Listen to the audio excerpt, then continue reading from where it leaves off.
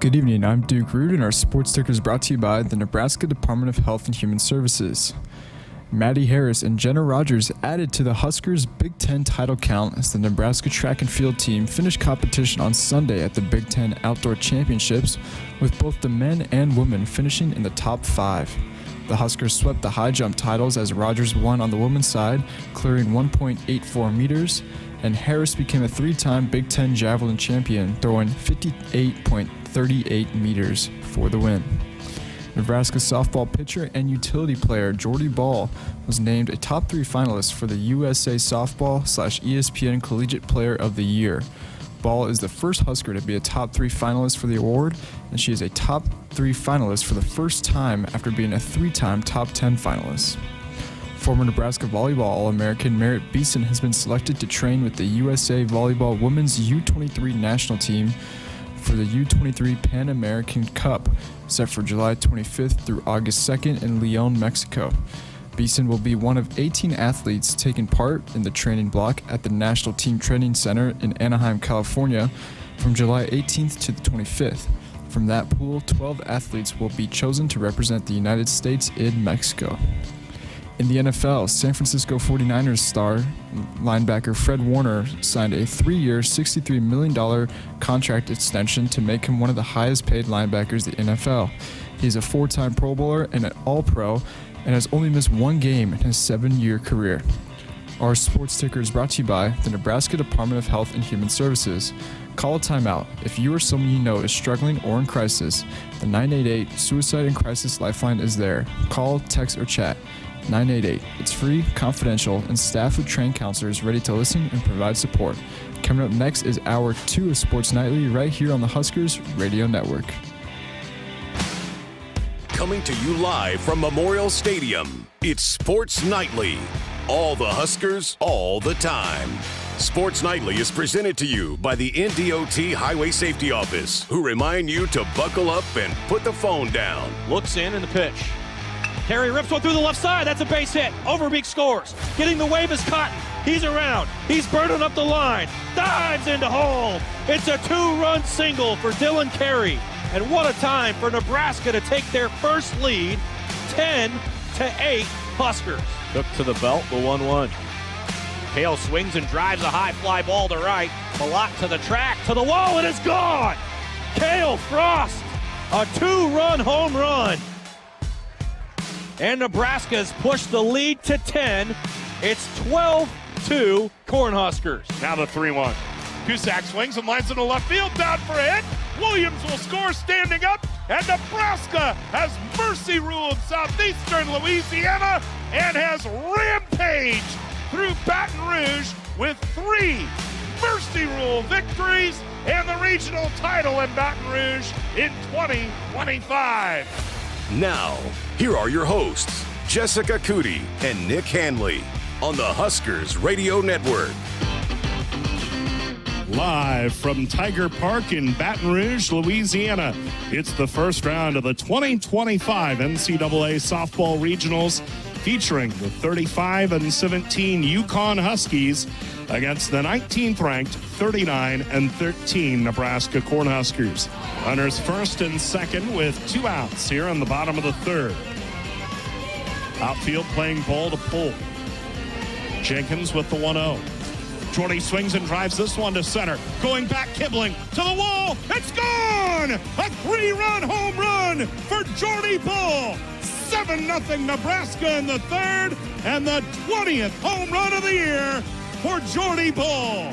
McGee's 3-2, and Garcia, flare shallow right, coming on Hoffman. She dives and makes a spectacular catch. Oh my, what a grab by Casey Hoffman as she ranged into her right, dove head first, and made a terrific grab to rob Garcia of a hit and end the top of the 5th.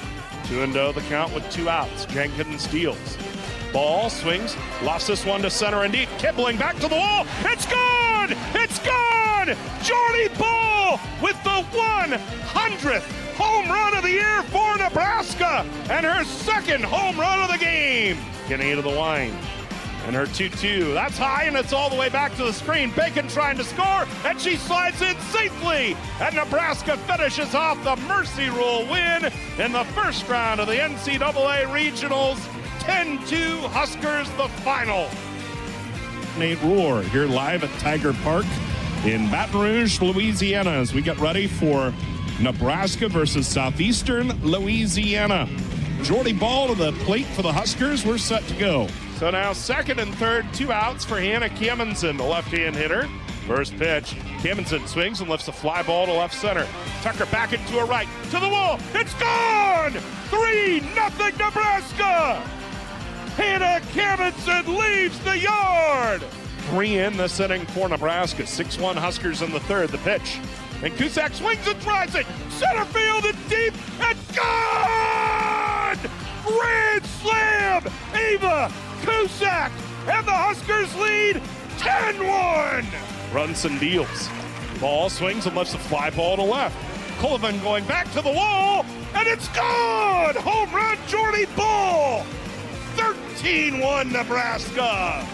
And that ties the school record for home runs in a season by a Husker. Allie Viola, you've got company. It's the best player in college softball with her third home run of the weekend, Jordy Ball. 13-1 Huskers. We're in the top of the fourth. The pitch. And Bland swings and drives this one. Left center and deep. And Colvin reaching out. It hits the top of the fence and leaves. Home run, Samantha Bland. Back-to-back home runs. Ball and Bland. 14-1 Huskers. That's grounded towards second. Charging Lauren Kammensen. She shovels to first in time. And Nebraska has run ruled Southeastern Louisiana, and they've punched their ticket to the Sunday regional final, needing to win just one more to advance to the super regional round. Live from Tiger Park in Baton Rouge, Louisiana, it's the Baton Rouge regional final. Another 3-2 forthcoming from LaRue to Ball. Here it is. Jordy swings and drives this one. Left center and deep. She did it again. Gone. Home run, Jordy Ball. Her fourth home run of the weekend. 1-0 Huskers. Full count, 1 out. The pitch from LaRue. Change up. Cusack swings and lifts this one. Left center and deep. Cullivan back to the wall. It's gone. It's gone. 2-0 Nebraska. Ball and Cusack both lead the yard in the first. Deals the 0-2. Morris swings and misses. She's down on strikes. A perfect 10 strikeouts for Jordy Ball through 6 innings here in the regional final. Now the 3-1. Cusack swings and lines into left field, down for a hit. Williams will score standing up, and Nebraska has mercy ruled Southeastern Louisiana and has rampaged through Baton Rouge with 3 mercy rule victories and the regional title in Baton Rouge in 2025. Man, I'm ready to run through a brick wall. How about that? Nate Roar on the call for us all weekend as the Huskers dominated over regional action and are headed to Super Regionals coming up this weekend, taking on Tennessee. I appreciate Josh Hilkelman for putting that montage recap together for us. But how fun was this weekend if you're a Husker softball fan, Nick? What's crazy is you didn't even get a chance to see Nebraska and LSU. That to me is one of the wildest things. And we thought at some point that this would happen. Nebraska would have to face LSU. How did it match up? And could Nebraska do enough to beat LSU? Well, they didn't need to do it. So it was, I mean, from that standpoint, it was, you want to see what you can do against the host team. But just one heck of a ride. And hopefully it's not done because with everything that is now building into this matchup, the super regional matchup with Tennessee, I think there's a lot of people paying attention to that team in Lincoln of what they can do in Old 98 there and what she has been able to do, especially this weekend, which was, I mean, it was spectacular. There's really no other way to describe what Jordy Ball did other than just spectacular. 5 for 5 with 4 home runs. There was at one point that she had hit a home run every at-plate appearance because she either walked or was hitting home runs. It's funny, the Southeast Louisiana coach is saying it didn't matter where we were trying to pitch it, she was going to tattoo it, and I'm glad I don't have to deal with it anymore. But, I mean, she is just, again, this is why I told you last week, I wish there was one more weekend for the voters to see Jordy Ball on this stage, because I think had they have seen her this weekend, she's the best player in college softball. There's no doubt about it. And because of what she can do both with the bat and in the circle. But I mean, I don't even know. We're running out of words to describe how special it is and what we're watching.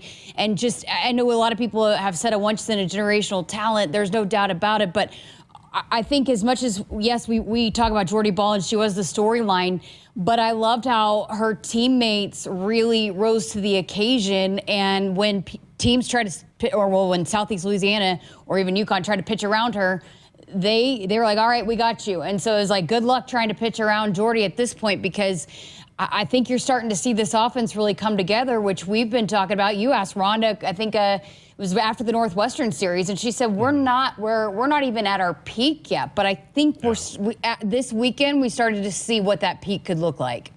Let's rewind a year ago. Let's go 2 years ago when we found out. I guess it would have been just inside 2 years when we found out that Jordy Ball was transferring to Nebraska, and the wave of excitement. I mean, this was very similar to when folks found out that Dylan Raiola was flipping from Georgia to Nebraska. You all of a sudden got that much more excited about the season. I mean, for the Nebraska softball fans out there that were already looking forward to the upcoming season, it became now all of a sudden, I got to get my season tickets. Maybe you're going to go to a weekend series or a game here and there. Now it's like, I got to lock down my season tickets, because of the type of player you knew she was in the circle. And a lot of folks here in the metro and in the state of Nebraska knew what type of high school player she was on both sides of it, from an offensive standout to also a dominant pitcher in the circle. But then we saw collegiately what she could do in the circle. You're thinking, okay, there's that part of it. Well, could she also be a really good offensive, productive player? We'll see, but there was a lot of hype. And then, of course, we know what happened with the injury in the season opener a year ago.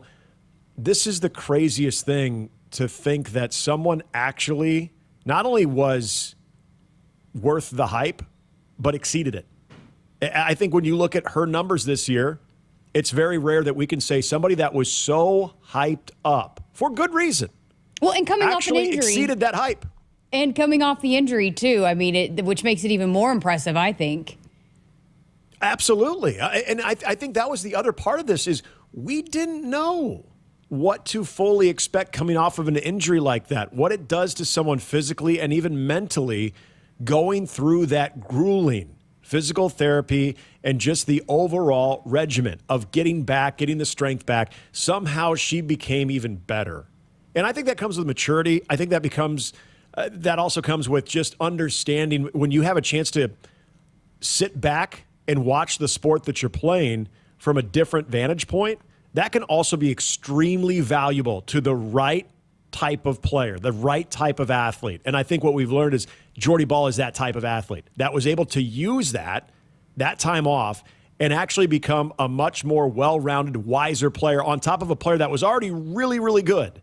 And so I can't believe I'm saying this, but because I had a lot of expectations, but she exceeded them.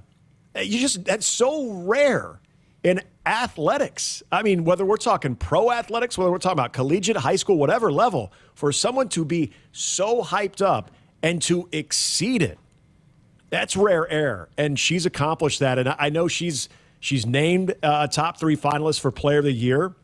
Obviously, that's well-deserved. Whether she gets it or not, there's no way I can look back at the beginning of the season and say, yeah, if she's not a top 3 finalist for the Player of the Year, that's going to be disappointing. I wouldn't have put that on her. She could have been a top 10, and I think that would have been a pretty darn good season, and that would have been what you're hoping for her to put these types of numbers together, and then the shine at the most crucial part of the season. That's what there are great players, and then there are just absolute legends of those programs. She is putting her name and absolutely putting a stamp on it of what she means for this program and this athletic department. Absolutely. Hey, at this point, I think, again, we've seen everybody, the world saw what she could do in the circle and how dominant she was. And so I think everyone's like, oh, she's this elite pitcher that can hit pretty well. But now at this point, it's what is she better at? It's like she's pretty dang close to being as good at both, which is that's what's mind-blowing to me, is that I thought, oh, she's going to be a pretty good bat in addition to her dominance in the circle. But now I don't even know if you could pick which one she's better at. She reminds me a lot of, and I know a lot of Nebraska baseball fans remember this guy because unfortunately Nebraska had to deal with him a year ago, but Jack Caglione. And Jack Caglione with Florida was a guy that when he got the ball on the mound, he had big league stuff, and it was just different. You would see a lot of arms on that staff, but it was just very different. But then some of the balls that would come off of his bat, it sounded different. It traveled different. And you kind of stopped what you were doing when he was either on the mound or in the batter's box. And there are very few players in the ball bat sports that I think that warrant that type of attention, to where you're looking at what they're doing. And whether you're taking a bathroom break, going to the concession stand, you hear that name announced over the PA, you run up to see what they're doing, because it does demand that type of attention, because they're that type of a special player, those two-way players, when they can do that. And it is, to me, the most recent example I can make from a ball bat sport would be Jack Caglione with Florida, that he did the last couple of years at Florida.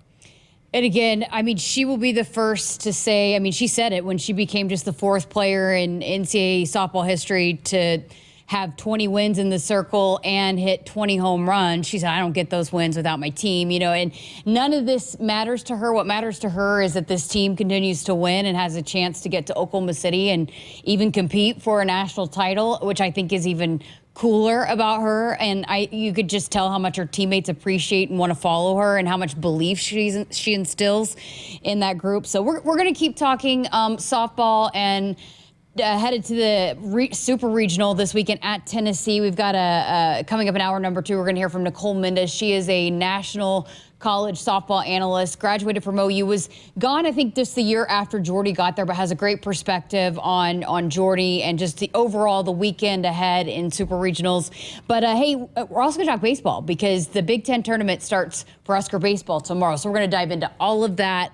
Lots of baseball, softball talk here over the next couple hours. But coming up next, Nick got a chance to chat with Dylan Kerry. So we're going to bring you that conversation next. And hey, Husker, stop by your local Hy-Vee, where they've lowered prices on thousands of the items you use every day. Hy-Vee, dedicated to making your life easier, healthier, and happier. Your Nebraska Lottery has a monopoly on fun. Actually, it's our new $5 Monopoly 10X scratch ticket, and it's also part of a terrific second chance promotion. Until July 22nd, enter any non-winning $5 Monopoly 10X scratch ticket online for a chance to be one of 10 weekly winners of $1,000 or the grand prize of $10,000. Pass go and enter today. $5 Monopoly 10X top prize odds, 1 in 114,000. Monopoly is a trademark of Hasbro. Hasbro is not a sponsor of this promotion. I got to see my brother get married. I would have missed my dad's birthday. Because I wore my seatbelt, I had the privilege of being part of his special day. I got to go home and see my family again. Does it click yet? Brought to you by NDOT Highway Safety Office. I would have never had the chance to see my daughter become a doctor. I was able to go to my brother's graduation. I wouldn't have adopted my first pet. And then it clicked. My seatbelt saved my life. Does it click yet? Brought to you by NDOT Highway Safety Office. Hit us up on the text line. Text 402-413-2400 with your Husker thoughts. They say consistency is the key to success. They weren't wrong. So how about grabbing a beer that's consistently smooth, consistently refreshing, and consistently light? You might just find that the road to success can be pretty enjoyable. Michelob Ultra, the perfect balance of taste and refreshment, and only 2.6 carbs and 95 calories. It's only worth it if you enjoy it. Enjoy responsibly. Anheuser-Busch Michelob Ultra Light Beer, St. Louis, Missouri. In the game of life, we all step up to the plate. Sometimes it feels like we're facing a curveball with no clear path. Call, text, or chat 988 for the Suicide and Crisis Lifeline. It's free, confidential, and staffed with trained counselors ready to listen and provide support. Don't wait for the ninth inning. Reach out, speak up, and let's strike out life's challenges together. Because we're more than players, we're a resilient community. Remember, in times of need, call a timeout. Call, text, or chat 988. It's okay to ask for help. We're here for you. Every swing, every slide. Play ball. Presented by Nebraska DHHS. Want to boost Nebraska's economy and help the planet? It's as easy as filling up your tank. Switch to soy-based biodiesel to cut greenhouse gases by up to 74% and support biodiesel growth. I'm Greg Anderson, a farmer near Newman Grove, Nebraska, and biodiesel has transformed our farm. It cuts emissions, raises the cetane number, and improves fuel lubricity. So ask for biodiesel where you fill up. It benefits our air, economy, and Nebraska soybean farmers. Nebraska soybeans, feeding, fueling, and innovating for the future. It's employee pricing with the Ford crew. Employee pricing for everyone. A great time to buy. Now everyone pays what we pay. On Ford trucks. So you can tow what we tow. SUVs. Carpool like we carpool. And Bronco Sport. Off-road like we off-road. But what about my parking spot? It's just employee pricing, not parking. What a relief. I love that parking spot.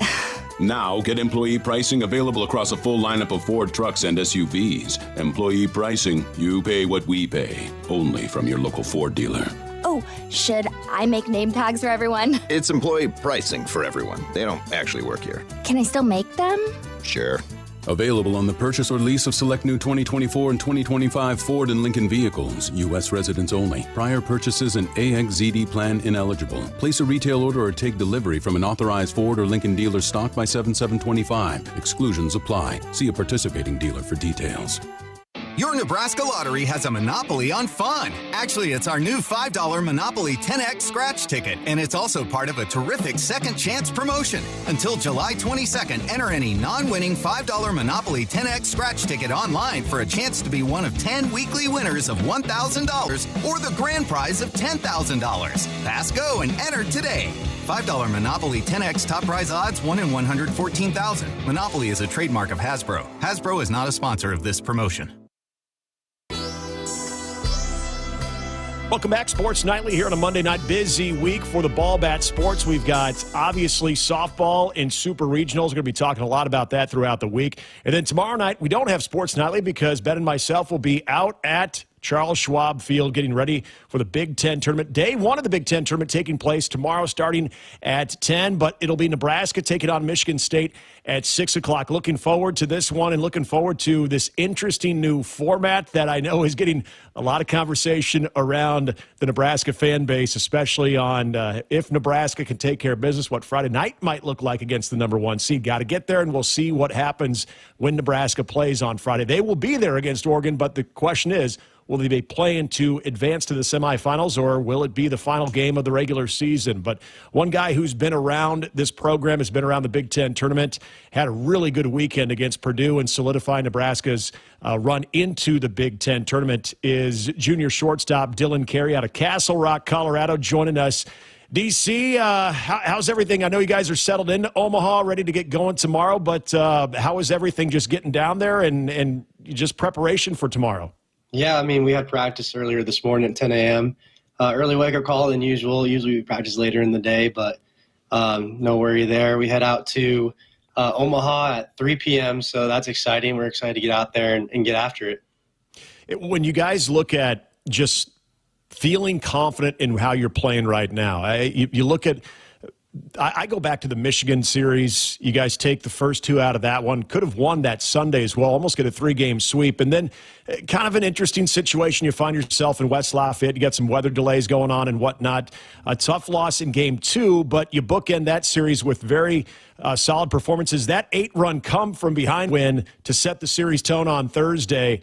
It's safe to say you guys probably feel you're playing your best baseball going into this week. Yeah, absolutely. Yeah, when it comes to pitching, hitting, everything working together, like you said, we're playing our best baseball. I'm excited for this Big Ten tournament, especially going in, feeling confident as a group of guys. So definitely excited. Take me through that Thursday night game. You guys get down early, but all of a sudden you realize once you guys are getting your first couple at bats, you guys are hitting the ball just fine as well. Was there any moments early when you're down by that, you're thinking, oh, what the heck is going on? Or were you guys pretty calm and casual about it? I mean, Coach Bolt kind of sat us down. Fourth inning, I think, is when we started scoring runs. Right before we got the fire going, he basically called us over and said, hey, guys, we're good. Like, we've been here before, just got to continue to, put the chips in the middle and keep playing. And that's exactly what we did. And I think in that fourth inning, we scored 6 runs, if I'm not mistaken. And we were right back in it. It takes one inning, and we got back in it, and, we played our brand of baseball. Pitching was great out of the bullpen. Timmerman struggled early on, but, that's what we do. We pick up our guys, and we found a way to win, and that's all that matters. You had a great weekend. You've really been just steadily right around close to 300, and that we've seen that average slowly but surely pick up where you're just below 300 right now, but you're driving in runs. You're doing the things that I know this team expected you to do. What have you seen at the plate where you've really gained a lot of confidence and where you, again, kind of like the team, maybe feel like you're putting your best foot forward, especially in the batter's box? Yeah, you mentioned the word confidence. I think that's a big thing for me. Early on, I think, and honestly, the past couple of years, just putting too much pressure on myself to try to do too much and relying on myself rather than, it's a team game. Like, it's not just one guy, it's everyone in between, pitchers, hitters, everyone. So just being able to lean on coaches, teammates, and being able to, be calm in the box is a big thing for me, and have confidence. Like we talk about, a guy with a good brain has a better chance at hitting than a guy with a bad brain. Doesn't matter on the swing itself. It's just confidence. So Coach Bolt has done a great job with, sitting me down and be like, hey, look, man, you're a great hitter. Same with Coach Sirianni talking to me. Bain's like, you're a great hitter. Focus up. Be calm in the box. Can't control what you can control. Just everything in between, and just keeping my mind right has been a big thing for me. And I think our whole team's built off that, especially the past few weeks when we've won these Big Ten series. So just got to continue doing that and in the Big Ten play, or in the Big Ten tournament. We talked to Will Bolt earlier when you guys really saw as a team that team average go up.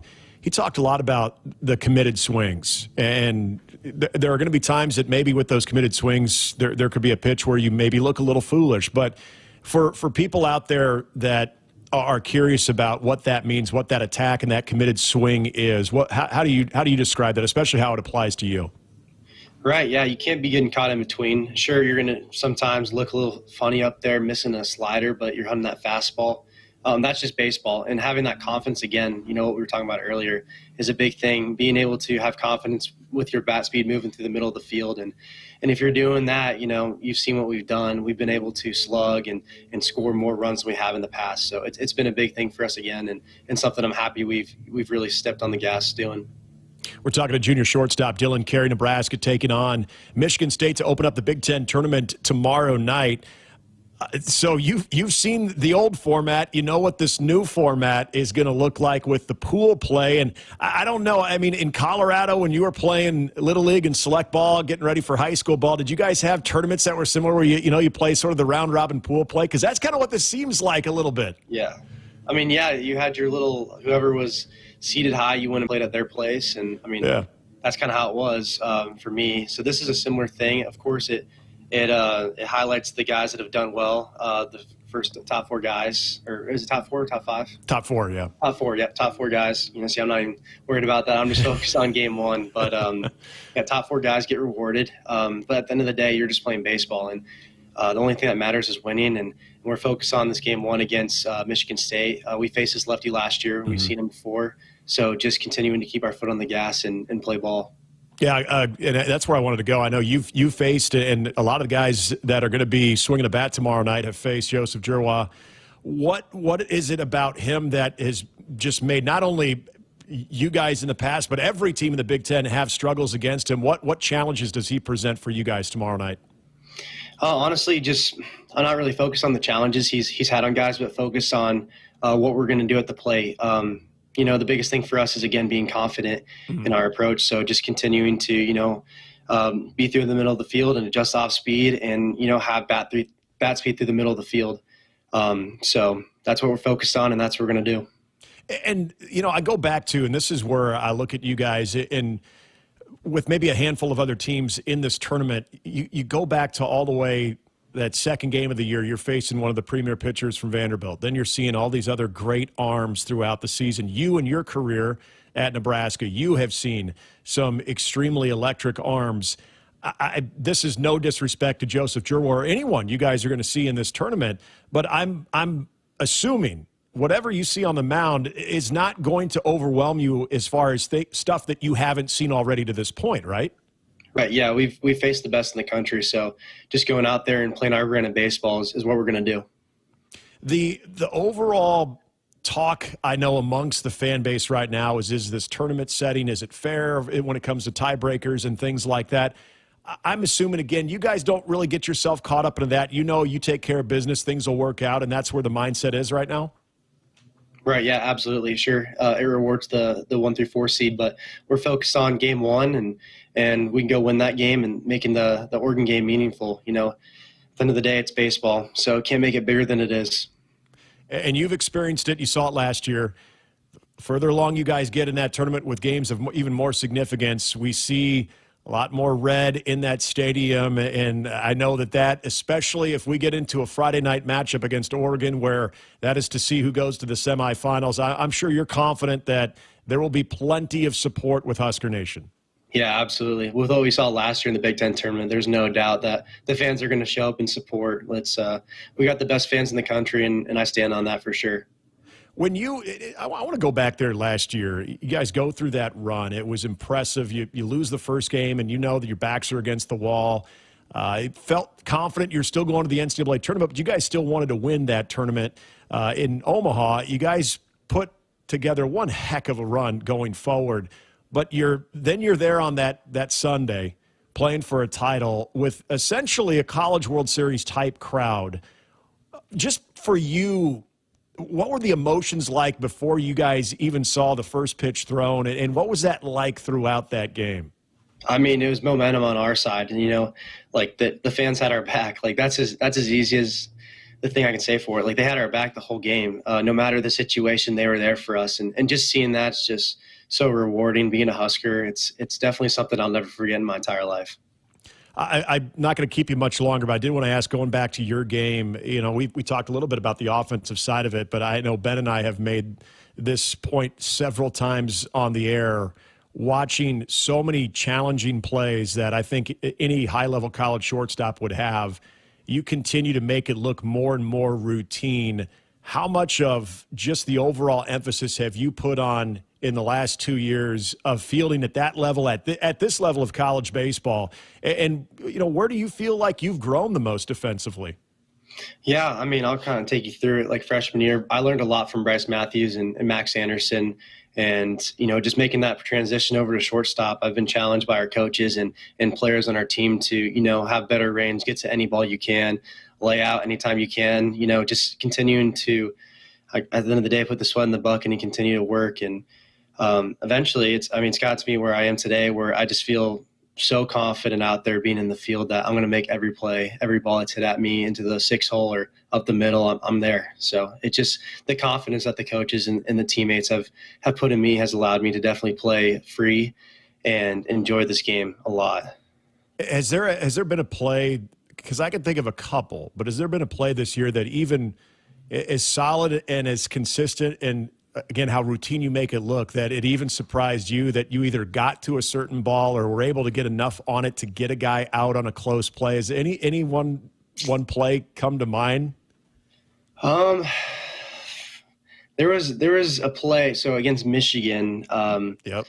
Yeah, their second baseman Mitch Voigt, he hit a ball up the middle, and I didn't think I got a good beat on it. I kind of got out, I got on it slow, got to it, and then kind of made a sidearm throw. And I knew he was a green runner. He got down the line quick, and I got him. And I was like, dang, I felt like I got a lot on that ball. And usually I don't feel that way. So especially from a sidearm approach. So that was pretty sweet. And then there was one against Purdue. I didn't end up making the play, but there was a diving play up the middle I got to, and I tried popping up, and I didn't get my feet under me, but I was like, dang, I can't believe I got to that ball. Yeah. But it's definitely been a journey and something I've enjoyed a lot.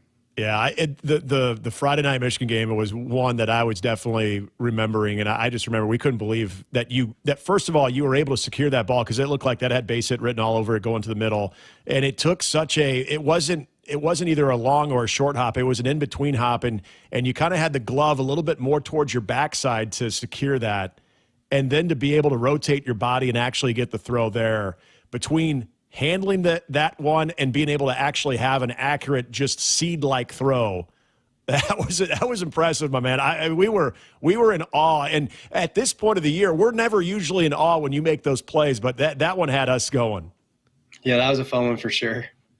So when you think about the season, just to end on this one, Dylan, you think about the season. I know the record isn't exactly what you guys envisioned, but you still have that opportunity to get to where you want to be. Just your overall perspective of the regular season, the ups and downs, and just where you feel not only yourself, but this team's head is as you guys now march into Omaha. I mean, yeah, you've definitely seen us grow as a group of guys, and one of the things we've talked about as a team is having a growth mindset.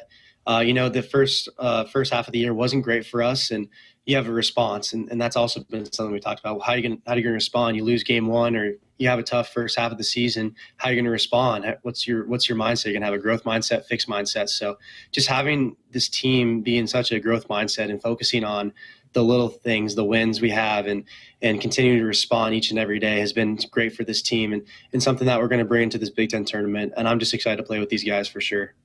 It's junior shortstop, Castle Rock, Colorado native Dylan Kerry joining us here on Sports Nightly. Tomorrow night, Nebraska, Michigan State to open up Big Ten tournament play.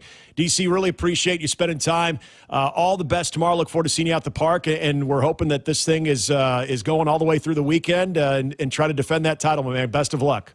Absolutely. Thank you so much for having me. We got more coming up here on Sports Nightly. Don't go anywhere.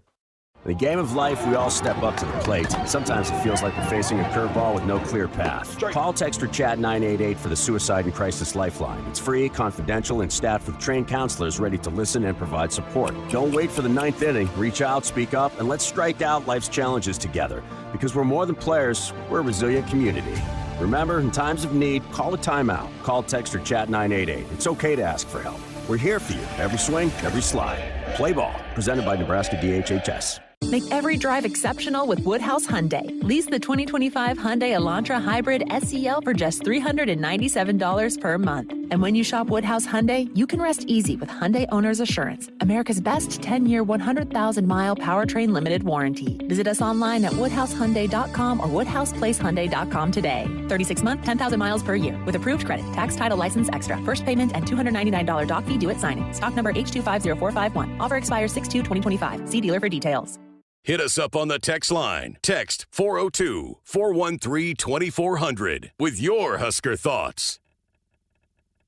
Not All Companies proudly supports the Huskers Radio Network. As a full-service leader in commercial real estate, we create thriving communities. Discover what's new in the Builders District in North Downtown, Not All Hospitality's latest venture in Exarban Village, and the contemporary living of row house townhomes on Leavenworth. We're welcoming world-class concepts from men's fashion and great eats to gorgeous homes and green spaces, all professionally managed by Not All Services. These are the Not All Companies, building a better Nebraska. For more information, check us out on Facebook and Instagram.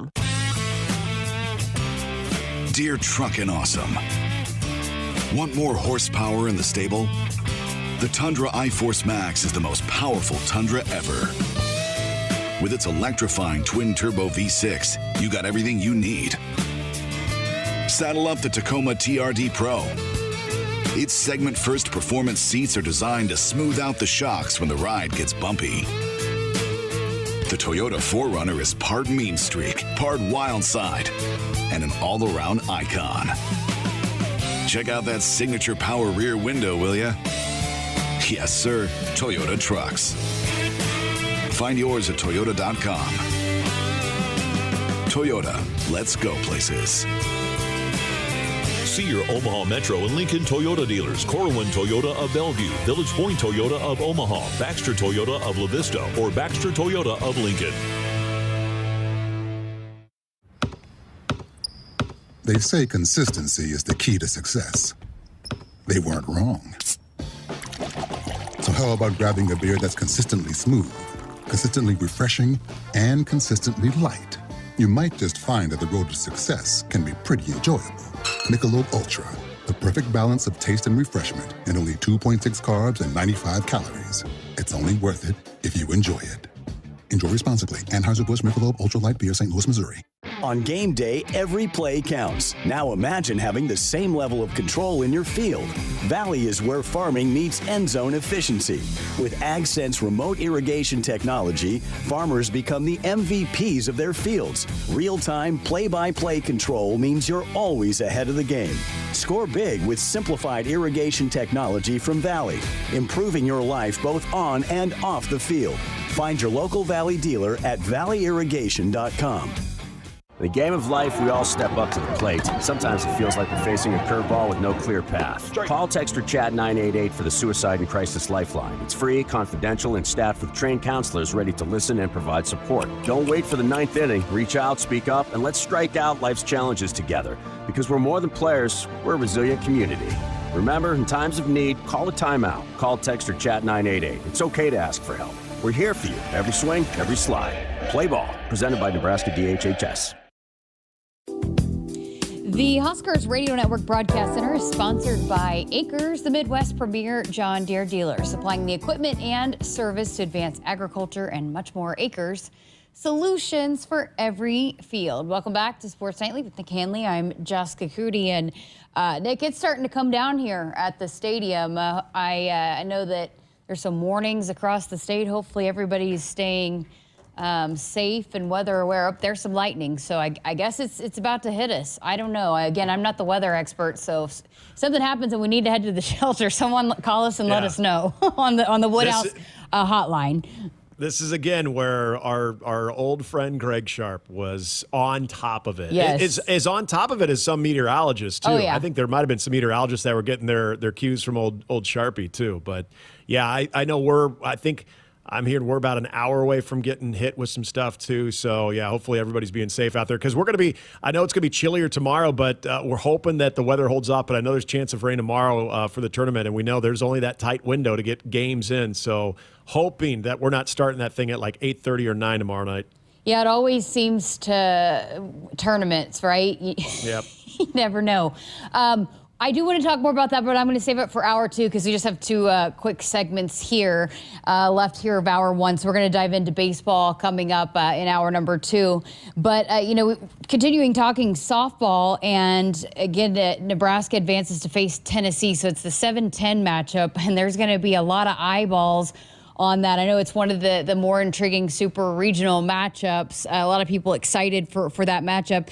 And ESPN is sending the A-team to cover that. How about Beth Mowens, Jessica Mendoza, and Michelle Smith going to be calling that one. So the A-team that normally calls, all of the major softball broadcasts, they're coming to Knoxville to call this one. You okay?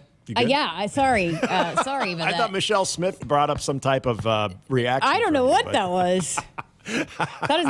Duke's going to have to come over and do the Heimlich. I think I'm all right, though. Well, we were kind of having a similar conversation about just the overall exposure that you're giving a program when we talked about Nebraska and Cincinnati opening the college football season on ESPN National on that Thursday night on All Eyes at Arrowhead Stadium, and what great exposure that is, and what great of a way to promote the program. I mean, this is the exact same thing for this Nebraska softball team, because not only is there going to be a lot of conversation about what we were just spending a lot of time talking about Jordy Ball, but this overall team, Rhonda Ravel, the success that she's had the last time Nebraska was in a super regional, the Women's College World Series appearances that they've had. So this is going to be another, in my opinion, when you have that type of attention, that type of crew, the best in college softball right there, being able to promote your program, your brand, and talk so positively about those players. This is such a great recruiting opportunity for Nebraska as well, to have your program, what you're already selling these kids on why you should come to your program, and then they get to see them not only on national television, but with some of the best who call that sport and really talking up your program. It's fantastic. And listen, after this season, like a lot of teams do, They're not losing a lot. They are losing some key pieces. Abby Squire, Ava Bradwell behind the plate. But you're probably going to want to add a couple pieces from the transfer portal. So this is a good opportunity to do just what you're saying. So I'm again, as we kind of mentioned, I just think this team is starting to put it all together, and they really believe. And if they can keep those bats rolling, I know that it's a big-time pitching matchup. This is a Tennessee team that Nebraska did beat back earlier in the season. I know it's two completely different teams, but they are absolutely capable of going and beating Tennessee and getting to Oklahoma City.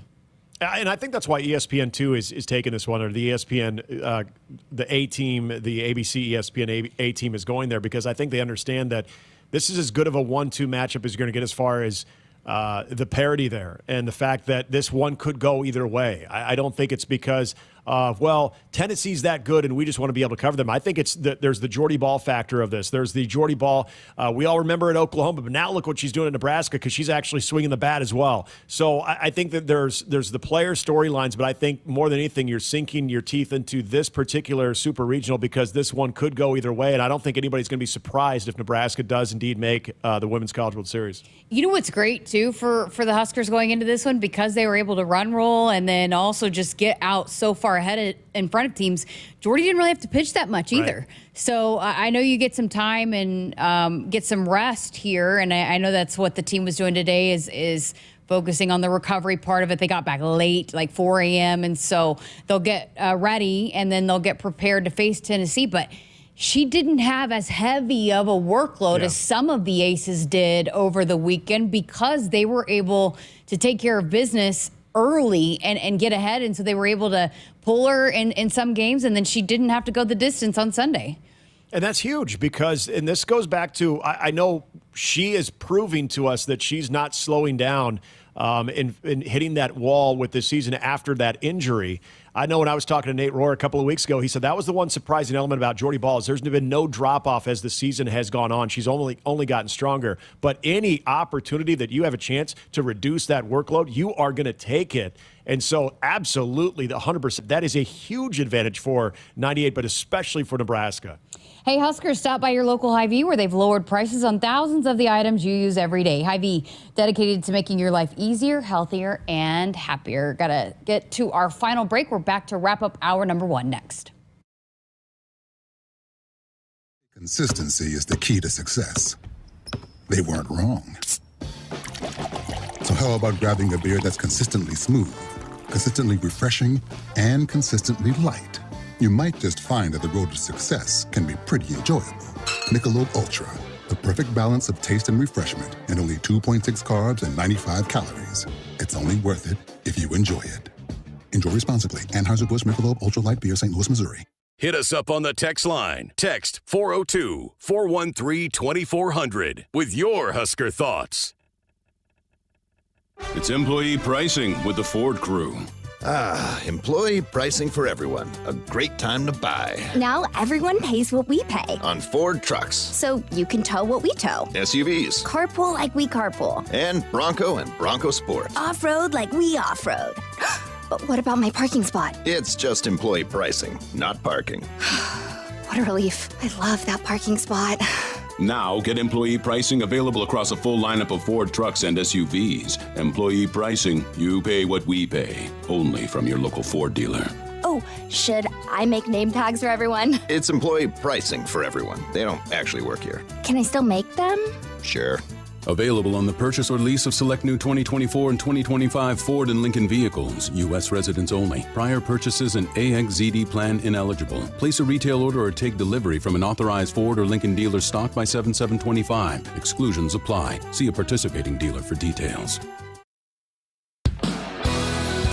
The Huskers Radio Network Broadcast Center is sponsored by Akrs, the Midwest premier John Deere dealer, supplying the equipment and service to advance agriculture and much more. Akrs, solutions for every field. Final segment here of hour number 1 of Sports Nightly with Nick Hanley. I'm Jessica Coody. All right, Nick, we are on the edge of our seats. How did the whole weekend go? If you're watching on our YouTube stream, you're sporting a new look. How did you play? How is the handicap improving after this weekend? Okay, so it's a layered answer. I'll make it really fast, but you're right. Yeah, there's a little caterpillar above my upper lip that wasn't there before. It was more even with a beard, but we showed up in Moravia and everybody had mustaches. And we're like, what is going on? Oh, you didn't get the memo? We're doing mustaches this year. Don't worry, we brought clippers. So there was no getting out of that. Yes, so to answer your last question, did the handicap improve? Not really. It was brutal. Same kind of wind everyone had here in Nebraska. We were getting that. And the course, if anybody's ever played at the Preserve, it is extremely out and open, kind of almost a link style. So you get a lot of the wind. Not to make excuses, because you can still shoot good in that stuff. Really played well on Friday. In fact, my pairing, we were lights out. We won 27-3 in our 36-hole match. So we did our part. Unfortunately, our entire team, we were the pink team going up against the yellow team. We changed colors this year. Pink got beat. So we did our part, and our points weren't enough because we had some other pairings on our team that got smoked. As far as the Masters, I finished fourth. That's not a very good teammate to throw somebody under the bus, you know? Well, hey, I just want people to know we did our part. When you ever hear any of the major athletes, I did my part, but my teammates sucked. Oh, I'm all about it. I'm all about what we did, because we had to hear it all night long about how we all lost. And so my partner Joe and myself were like, well, we couldn't do much more than what we did. Your back was hurting? Yeah, they're like, well, why'd you let them win 3? They got 3 points off you. What the heck? We're like, yeah, but we got 27 off of them. Come on. We won almost every hole of the day. But yeah, I was fourth. So it goes off of how well you shot from your previous year's handicap. And I shot 13 under from my handicap from a year ago. But unfortunately, the winner was 17 under. So yes, I finished fourth on Saturday. The last 9 holes were a struggle. That was when your body was saying, you've had enough golf swings for the weekend, son. It's time to pack it in. Maybe next year. There's always next year. I'm going for the green jacket next year. Okay, well, and we'll continue here in our last minute here. I won as much as you probably couldn't follow what was going on when we signed off. I won the PGA Championship, and I did not watch hardly any golf because I was locked into softball all weekend. I mean, not just Nebraska. I was enthralled. There was a lot of great matchups, so I actually didn't watch much of it, but I ran away with it. With Scotty Scheffler winning. I can't believe he fell to me. Camden is second. Bella finished third. And boy, Nick, you did not pick very well on your trio. No, I didn't. I had 2 guys who didn't even make the cut. Sepp Straka and JT couldn't even make the cut. So I had to ride Xander Schauffele all the way to like a very average performance. 115,820 was your total compared to my 3,874,781. Yep, Camden also got 1.8 million, and then Bella was 544,000, just over, nearly 545,000. So, hey, shout out to Bella because she picked Joaquin Niemann. There's a top 10 finisher, and that was not a very popular pick for a lot of people. So that was some good thought there. And she was the only one that had all 3 that were in the money winnings. So. We'll try to get her on it for her debut sometime coming up soon. But are we doing this for the U.S. Open too? Because I'm gonna borrow her brain. Yes, I think let's do it. Or we could find some way to do it if that didn't work well. I don't know. I was just trying to, maybe not have one winner, but yeah, no, I like the total winnings. It's a good format. I like it. All right, got a whole another hour of Sports Nightly coming up on the other side of this, and Woodhouse has been a trusted partner in your everyday since 1975. Keep it here. Hit us up on the text line. Text 402-413-2400 with your Husker thoughts. For farmers, sustainability is a way of life. 97% of farms are family-owned, and 95% are participating in conservation programs and using sustainable practices. I'm Ann Meese, a farmer near Elgin, Nebraska. I grew up on this land, and we're dedicated to being good stewards and leaving it better for the next generation. Since 1980, U.S. soybean farmers have boosted production by 130%, all while lowering emissions and improving land and water use. Nebraska soybeans, feeding, fueling, and innovating for the future. What does it mean to be locally owned and operated? For Cenex, it means everything. It means that we know if you take your coffee to go or if you like to stay a while. It means we've helped Little Leagues get jerseys and local festivals get funding. It means we know what our communities need. So you'll always leave Cenex with a full tank, full of snacks, or full of smiles. Or all of the above. And that means the world to us. Cenex, powered locally. You expect your home to protect everything you love, but you don't expect that water is the reason parts of your concrete have gotten so uneven. Walkway tripping hazards, sinking pool deck, cracked driveways are dangerous threats to everyone's safety. But there's one way to learn how your concrete can be lifted. A free home inspection from Groundworks. We put water back in its place. Get your free inspection at groundworks.com. License number C142293. Nebraskans are choosing chiropractic for better health. Why chiropractic? Because it's safe, drug-free, and a cost-effective treatment option for back and joint pain. Plus, all generations can benefit from natural chiropractic care. Choose chiropractic first for pain relief or to improve your mobility, athletic performance, or overall wellness. Make chiropractic your first choice for better health and find a chiropractic physician near you at nebraska-chiropractic.org. Get your life back with chiropractic.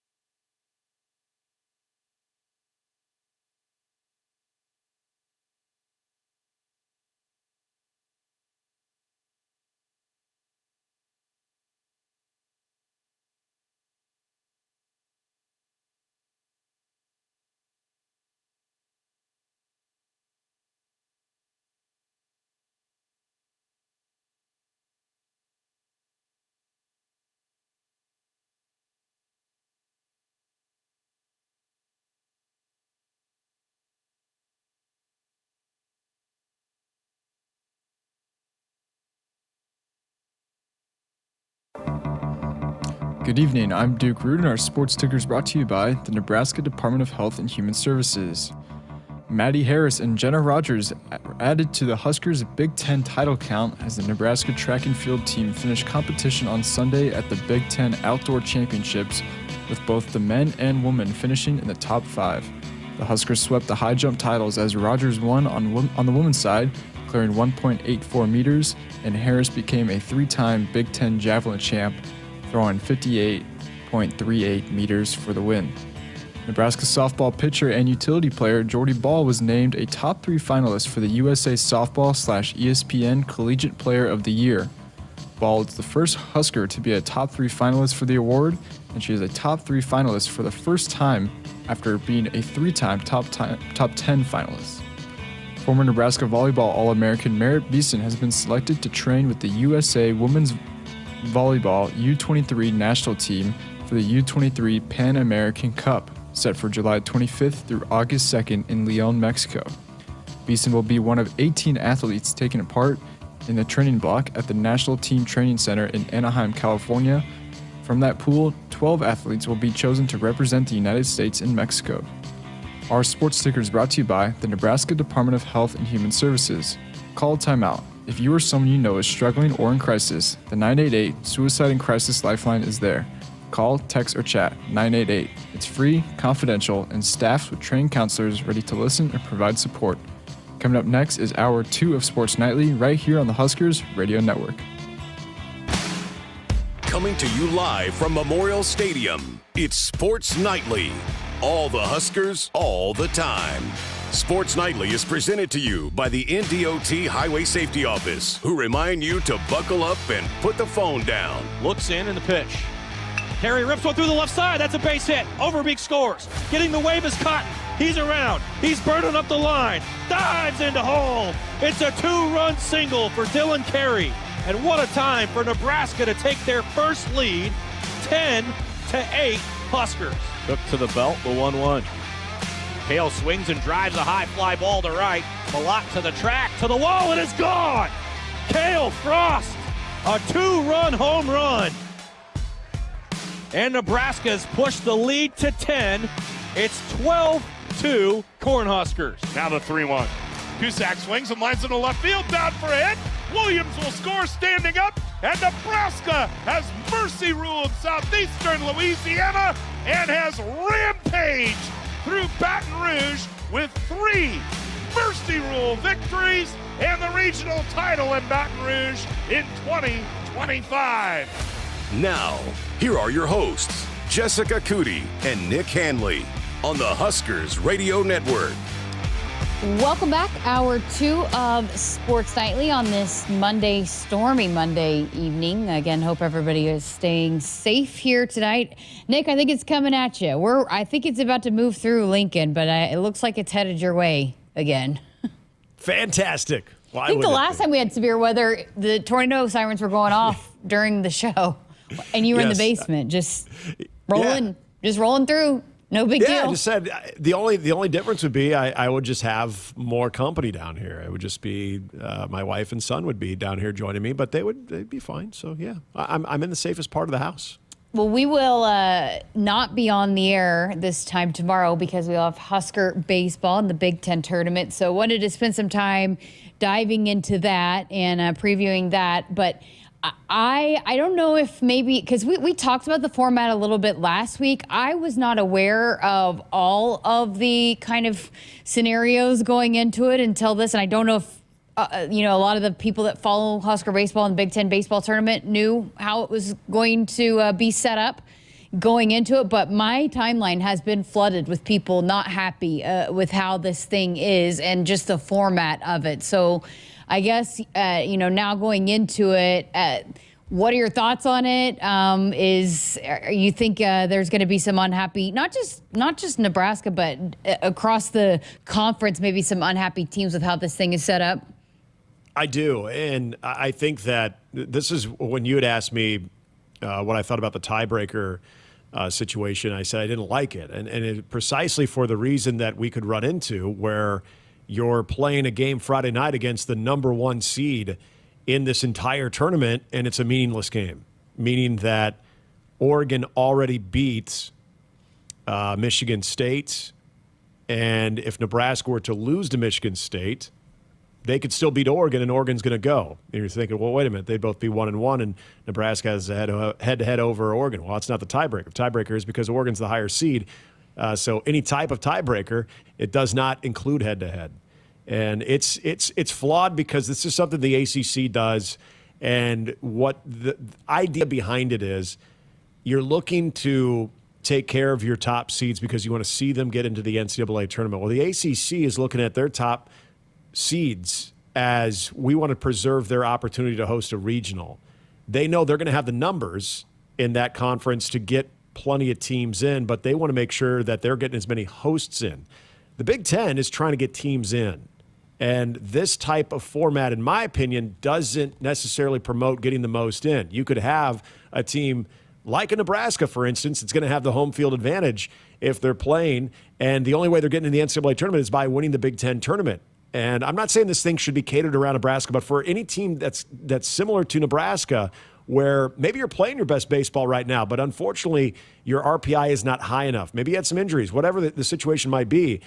When you think about teams that are playing really good baseball right now, and like any tournament, if you win games, it's going to work out itself. If you win both games in your pool, it's going to work out itself. But when you get into these tiebreakers, that's where I think this is kind of a flawed system, because me personally, I would like to see what you've done in the tournament be more consequential than what you've done up to the tournament. And I look at the top 4 seeds right now. I'll bring up an example, and this is not to bash Iowa, but this is just to simply state a fact. In the last 10 games, the number 3 seed, Iowa, is 1-8-1. Now, they played some tough teams, but I have a tough time getting on board with a team that isn't necessarily playing great baseball coming in, and all of a sudden they're in a 1-1 situation out of their pool, and they automatically get to go to the semifinals because of the number next to their team. I don't like that. I wish you could go runs allowed, or you could go run differential, different types of tiebreaker scenarios that are pretty popular when it comes to really any format.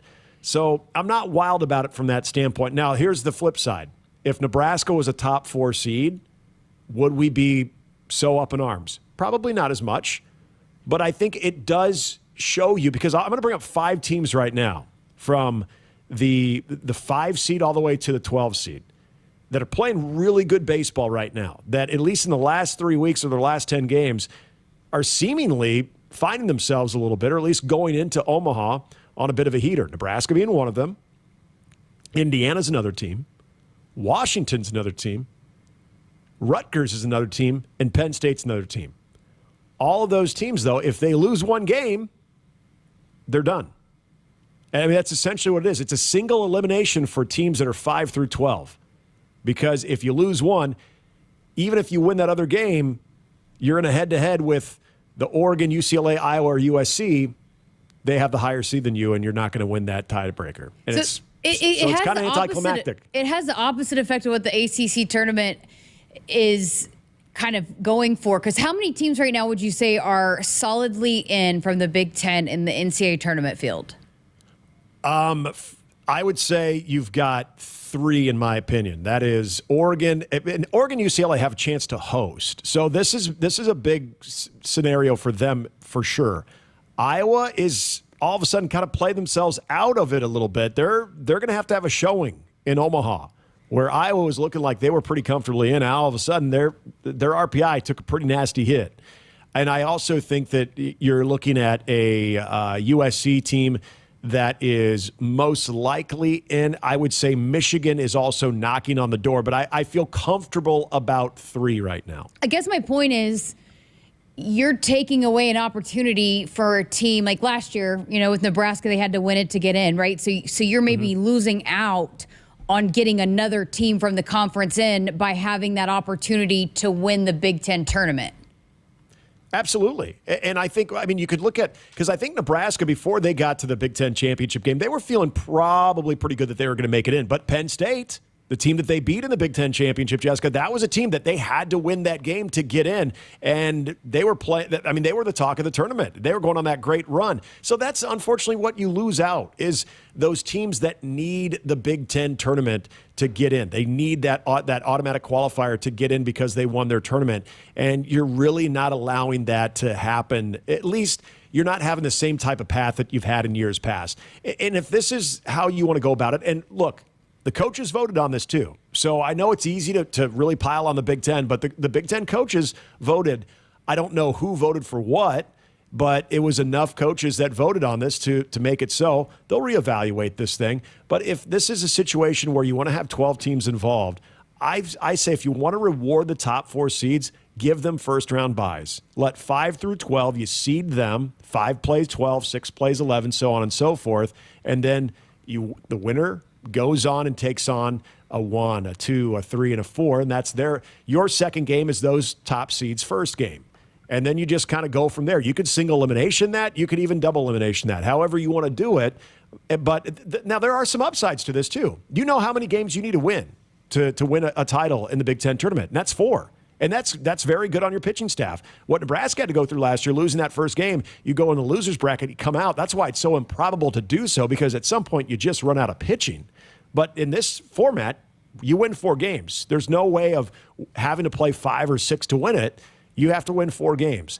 But again, for a lot of the reasons I bring up of where I'd like to see the things that happen during the actual tournament be consequential to tiebreakers as opposed to before the tournament, that's where I get lost, and I'm not a big fan of it. Well, and it's just because a lot of times the teams that are hot right now are the most dangerous teams going into the NCAA tournament. A lot of times you'll see teams go on some special runs that had some slow goings or a bump in the road but got hot at the right time. And again, it just this might deter a couple of those teams that are hot right now of having that shot to get in. Yeah, absolutely. And I think that's just one of those weird quirks when you try a new tournament format and you feel like, okay, we've got the best intentions of this. There's going to be no black or white on how many games you have to play to win a title, and it's going to be very cut and dry. I think it was when we got to the point of teams that are getting hot at the right moment but are lower seeds, all of a sudden you start looking at it, wait a minute, we could get a Nebraska-Oregon matchup on a Friday night at 6 p.m. at Charles Schwab Field on a holiday weekend where that place could be buzzing, and it could be a meaningless game. It leaves you flat, and this is where you do have to at least keep in consideration the Nebraska factor when it comes to the Big Ten tournament. All right. Other than Iowa, who else is showing up to the games? I don't know. You tell who would be the third? What fan base, if you've got Nebraska, Iowa clearly 1-2, who at this point would be the third fan base? Maybe Minnesota, but it's a significant drop-off. And I'll give Iowa fans credit. When they have been deep into the Big Ten tournament, especially getting to the weekend, they get a lot of fans there. Not like Nebraska, but they get a lot of fans there. After that, it's a pretty significant drop-off. Maybe Minnesota? I don't think any of the West Coast schools are gonna travel out that far. You don't think Washington's going to bring take up half the stadium? No, it'll be friends and family. Sure, that's about it. All right, well, good stuff there. I want to talk, the matchup with Michigan State coming up, but we're going to talk some more softball and overall just the super regional weekend, but also Huskers and Jordy Ball, all that good stuff with Nicole Mendes, the National College Softball Analyst, coming up on the other side of this. But we'll have more baseball talk coming up here a little bit later in the hour. Hey, Huskers, stop by your local Hy-Vee where they've lowered prices on thousands of the items you use every day. Hy-Vee, dedicated to making your life easier, healthier, and happier. Keep it here on Sports Nightly. More to come.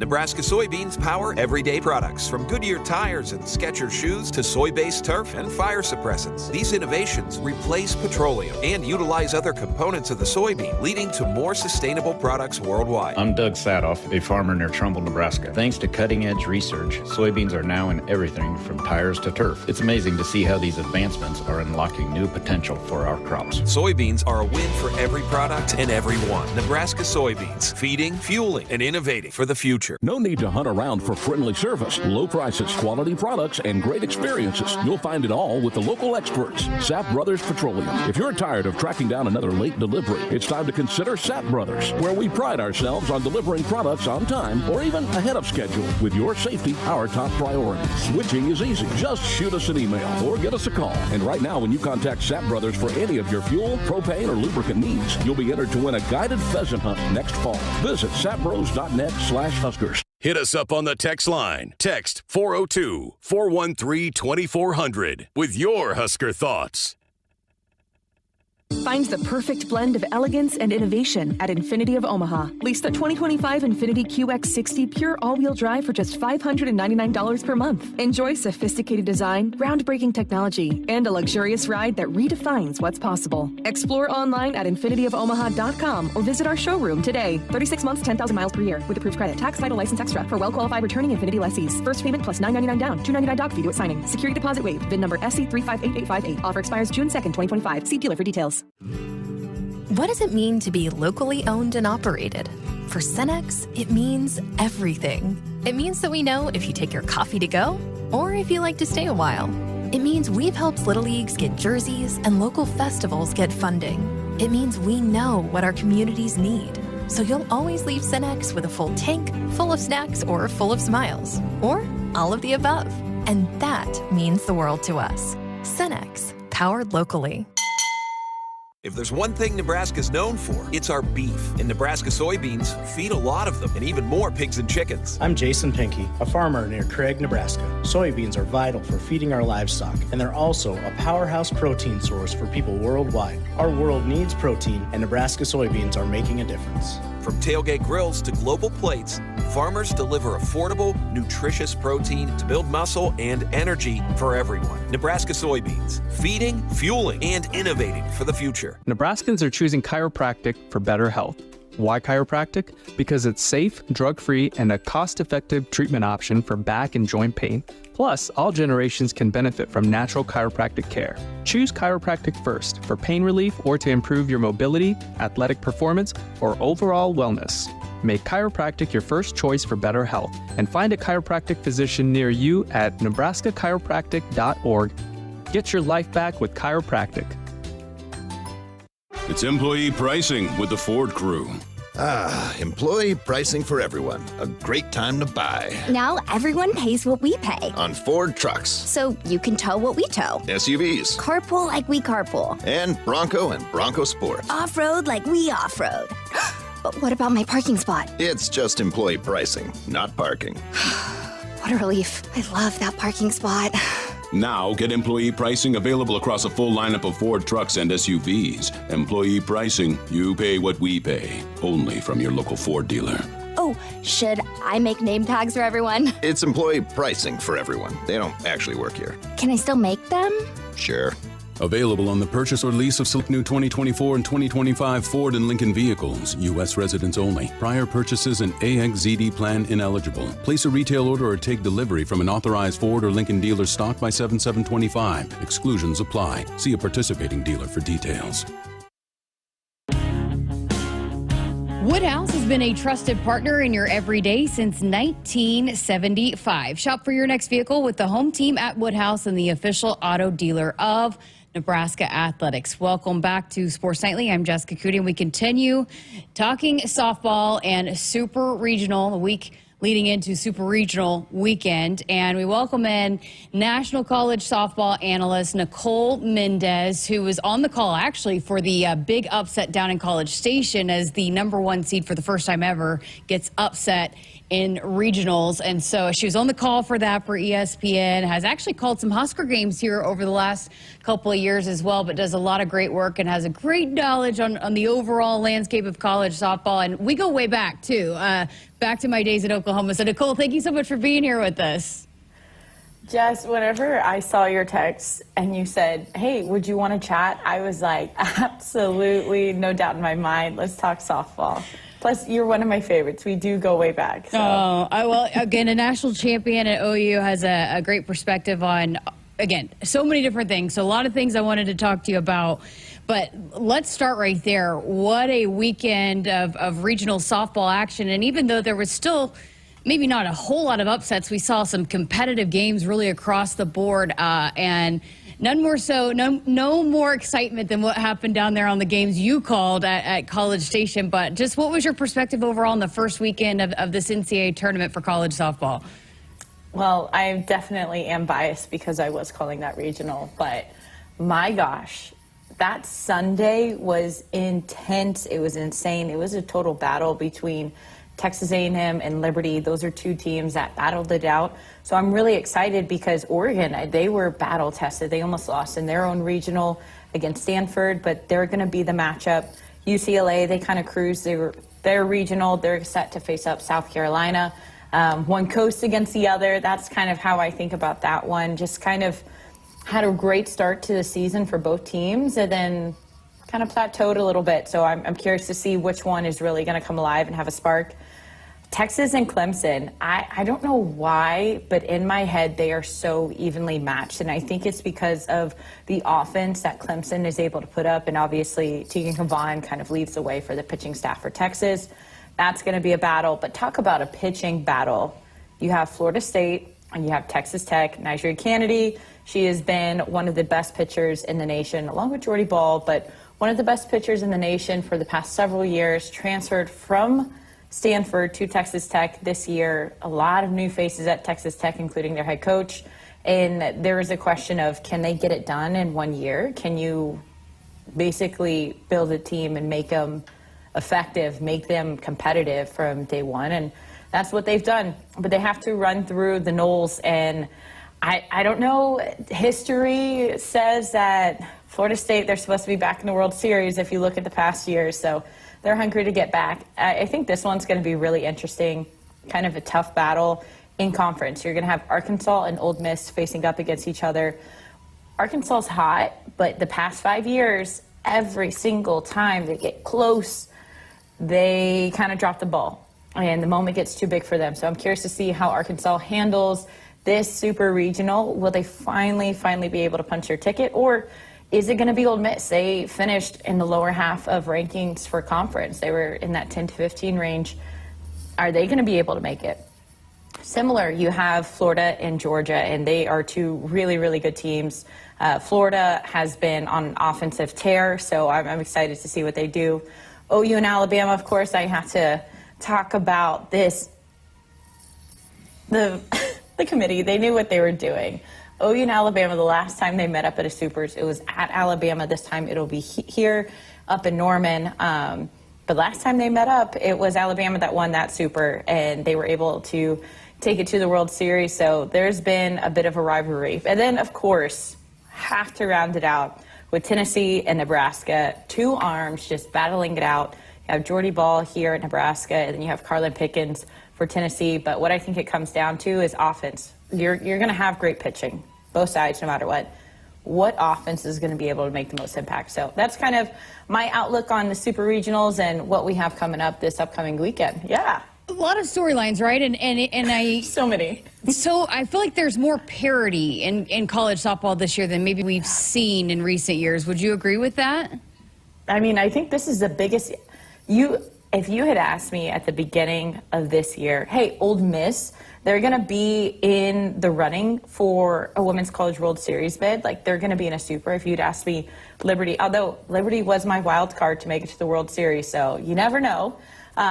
But all across the board, you have teams like Clemson, South Carolina, Nebraska, the past couple years, what they've been able to do and what they've been able to put together and how they've been able to grow as a team. I mean, you think of all the injuries that they had last year. I wasn't sure what y'all were going to look like this year. So it's just been a very level playing field. Anybody could win any one of these super matchups. And you look at the regionals, 5 national team or seeds were upset. It's just, you don't know who's going to win. And it is so fun, but also at the same time, my heart rate is just going to be through the roof this weekend because I don't know. Well, you brought up Jordy a couple times now, and a finalist for National Player of the Year, deservedly so. And the last time, the college softball world was really familiar with Jordy, it was just in the circle. Have you been surprised at how well she can swing it and the power she has at the plate? So I remember hearing this story of Jordy whenever she was a freshman at Oklahoma. And there's this thing that Oklahoma does in the fall, and they call it the triathlon. Instead of biking, you do fitness, but then you have a running portion, you have a swimming portion, and everyone was saying, Jordy Ball is the most athletic person that I have ever seen. She's the strongest person that I've ever seen. She is so agile. She's so smart, her IQ. So whenever I heard that she was not just being a pitcher only, but she wanted to get into the other side, she wanted to be up at the plate taking swings, I was like, okay, she's such a gamer. That mindset alone is going to make her a good hitter. But knowing how athletic she is, knowing how high her IQ was, I was like, she's going to be a top hitter for sure. How impressive is what she's been able to do? She still has maintained being one of the best pitchers in the country while now being one of the best hitters. Can you give us a perspective how hard that is, how impressive it is that she's been able to do both at just really such a high level? Yeah, I mean, she was 5 for 5 in regionals. She had 4 home runs in 3 games. Like, that alone should tell you how great of a hitter she is. That doesn't happen in postseason play where you're just hitting home run after home run after home run after home run. The hardest thing I think for her, though, was not hitting and being in that mindset and then having to take the total 180 of all I have to do during practice is pitch, and that's my only job, and that's the only thing I have to worry about. But now I have to pitch. I have to make sure that I get my reps in hitting. I don't want to fall behind there. But also in game, if I'm having a good day hitting and a bad day pitching, or if I'm having a bad day pitching and a good day hitting, however you want to look at it, how do you separate those two and make them their own things and not let them bleed one into the other? I think it is very, very difficult, and that's why you don't see so many great two-way players like Jordy. I mean, what she has done truly has been a huge mental feat, and I think it's just such a growth. We talk about parity in sports, such a growth in the sport. Young girls are going to see her and go, man, I want to do that too. But it's not easy. It's not for the weak. Visiting with Nicole Mendes, National College softball analyst. She has time and time again, it seems like she is the best Jordy when the stage gets bigger and brighter. What kind of, you've been able to take it in, the 2 years that she was a part of the national championships at Oklahoma, but what kind of, different level does Jordy Ball find this time of year? It is, and I talked about this a lot this past weekend whenever I was calling the regional, and this time of year, the players that live for these moments, I get big, like you were saying, it's like a flip just is switched. You're turned on immediately with, I'm ready to go. And it's this mindset of, man, the stakes are big. This is something that I dreamed about as a kid. Like, I love this challenge. It's how good can I be? Not, oh my gosh, this moment's so big. Oh my gosh, I have to do something here. It's, how good can I be in this moment? And I think Jordy really does embrace that, and that's why she's so good. A lot of times athletes will shrink under that kind of scrutiny, that kind of pressure, that kind of expectation. And she goes, I don't care about the expectation. I don't care about this. I don't care about that. I want to see how good I can be. I want to enjoy my time. I want to be present. And that's why she is the way that she is. And that's why Nebraska, she, as great as she is, Nebraska can't be a one-man machine. That's why this team has really gone places this year, as you're starting to see a lot of players on Nebraska embrace that mentality. And, you just hit the nail on the head. After that first game, teams were trying to pitch around her, and then Nebraska had other bats step up. How daunting is that for a defense, for an opposing pitching staff when, all right, we can pitch around Jordy, but no, we can't. The just 1 through 9 that you've got players that are hitting now that are kind of finding a rhythm here in the postseason. Yeah, first thought that comes to mind is Ava Kuzak. She hit homers in all 3 games as well. And now her and Jordy are the first duo in Nebraska history to hit 20-plus home runs in a season. And whenever you have that kind of duality, and then you have hitters like Sam Bland, like she's an RBI machine. She's able to produce. She's able to get those runs across. And whenever you're able to have that sprinkled throughout your lineup, you don't start to feel those lulls where if I'm a pitcher in an opposing team, as long as I get through the first 4, the rest of the lineup, I'm fine. You can breathe a sigh of relief. But whenever that team, that offense is stacked throughout the lineup. You have those impact players scattered throughout. You are constantly having to be on your best, and mentally that's exhausting to be so locked in for so long, and it's draining. It's a hard place to live at, and Nebraska, they're making it hard for these other teams, clearly, as they make their way to Super Regional. Okay, well, just give us a breakdown of Tennessee. These two teams met up. It was the first game of the season, so it's two completely different teams at this point. But just what intrigues you about this matchup between Nebraska and Tennessee? And obviously, I guess it starts in the circle, right? It starts in the circle. I think both of these pitchers, they have been in a situation where they've experienced the high highs and the low lows. They know what it feels like to have that expectation. I think that's one of the things that is going to make this regional so fun is there is the expectation, there is a standard of you have to perform to a certain type of level, and they've lived there. They've done that. So we're going to see the best out of these two. They're going to get big in those big stage moments. But I think what really you're going to want to look for from Tennessee is, we were just talking about offensive production for Nebraska. Tennessee, they are hot, and then sometimes they get a little cold. So being able to have consistency in their lineup, that is where they're going to be focusing in on, because a lot of times they rely on the arm of Pickens to get them through a lot of games, and they'll have low-scoring games versus offensively, we do our thing. Our pitcher does our thing, but we support her. Tennessee, their offense, they're a little slow to get started. So if you're Nebraska, you're wanting to jump out early. You want to put pressure. And if you can crack Carlin Pickens, they do have a very good pitching staff. But if you can crack Carlin Pickens right away, that always makes him recoil a little bit, stumble, kind of go, wait, what just happened? Okay, so I know you were not teammates with Jordy, but you have a perspective. You've watched her pitch. What is it about her that she is so hard to hit? What makes her so special in the circle? I mean, I could be here for another 20 minutes. The biggest thing is I really think it's a combination of three different things. The very first, though, the most important, is she's able to read hitters. And what I mean by that is you have pitchers that get on the mound. Their coach says, all right, throw a curveball. They see curveball on their watch clock. They're like, okay, curveball. And then they throw a curveball, and that's it. They don't look at where the batter's set up. They don't recognize what count they're in. They don't take the strike zone into play. They're just kind of on autopilot. And I call those throwers. They're not really pitchers. They're throwers.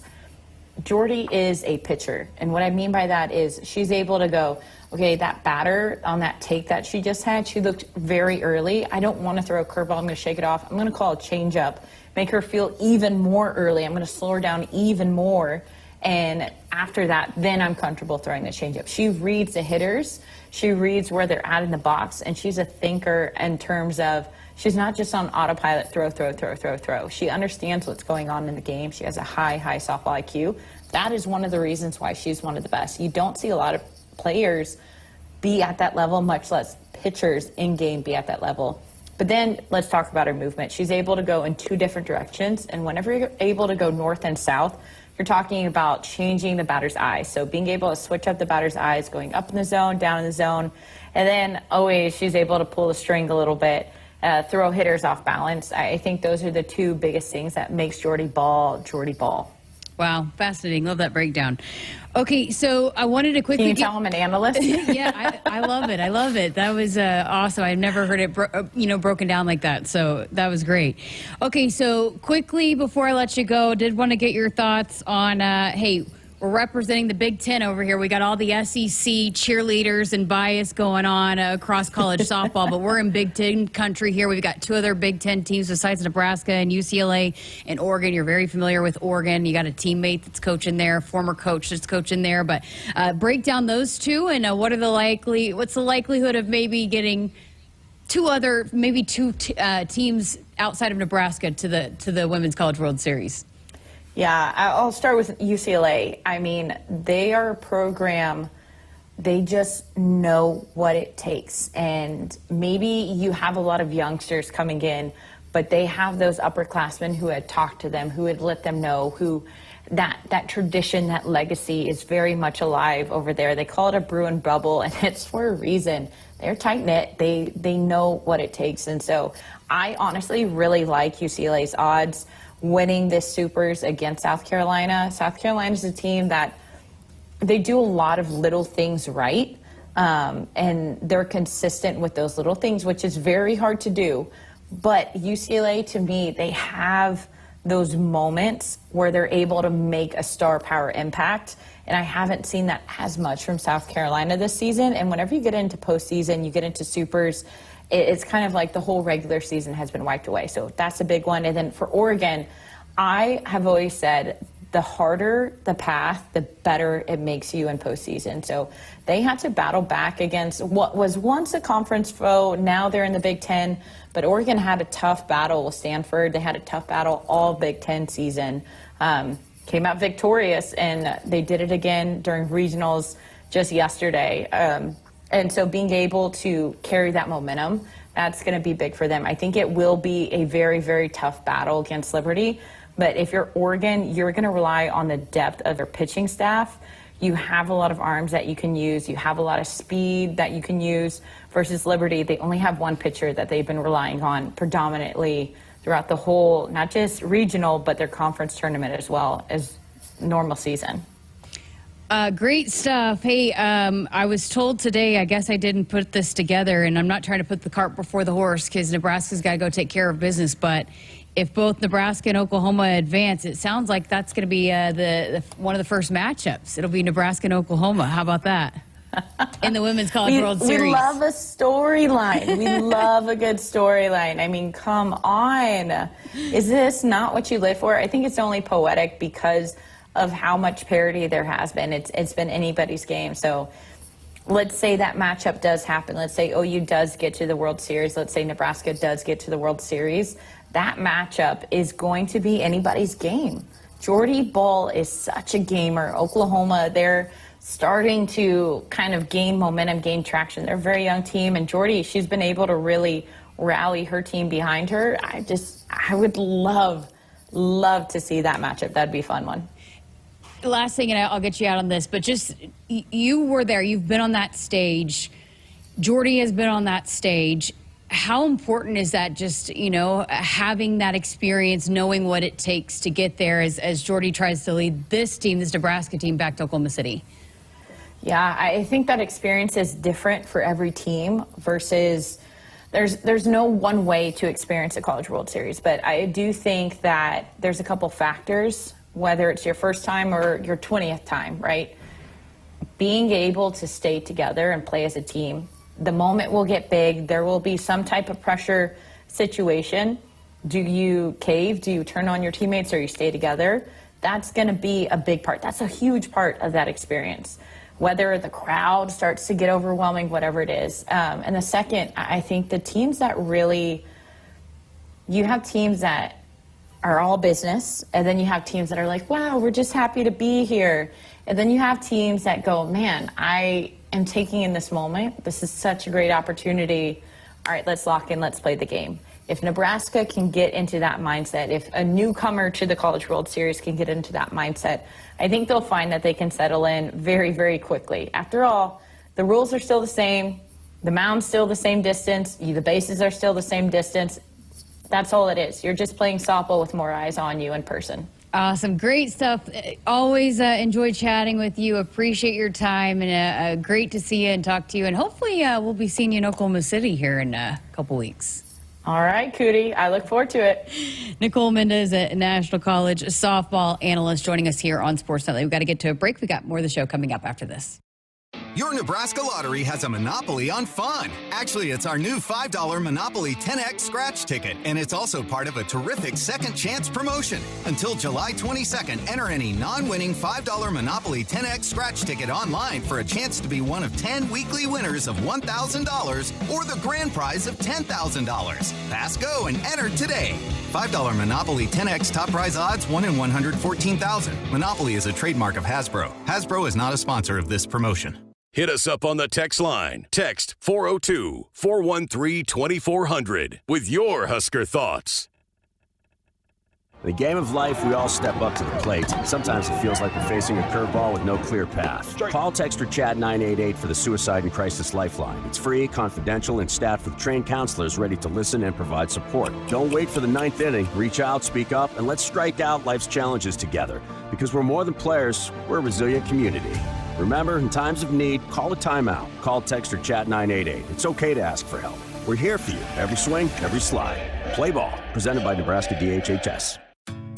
You expect your home to protect everything you love, but you don't expect the ways water is breaking down your crawl space and damaging your home. Musty smells, sagging floors, mold are just a few signs your crawl space is compromised. But there's one way to get answers to all your concerns. A free home inspection from Groundworks. We put water back in its place. Get your free inspection at groundworks.com. License number C142293.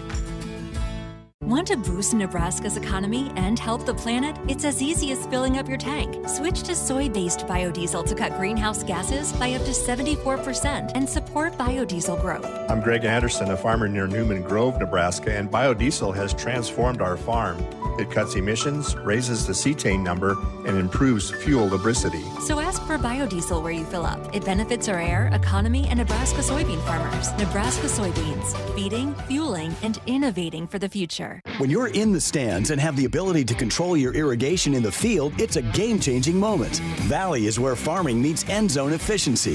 With AgSense remote irrigation technology, farmers become the MVPs of their fields. Experience real-time, play-by-play action and control that keeps you ahead. Score big with irrigation technology from Valley. It's technology that improves your life and lets you be at the game and in the game. Find your local Valley dealer at valleyirrigation.com.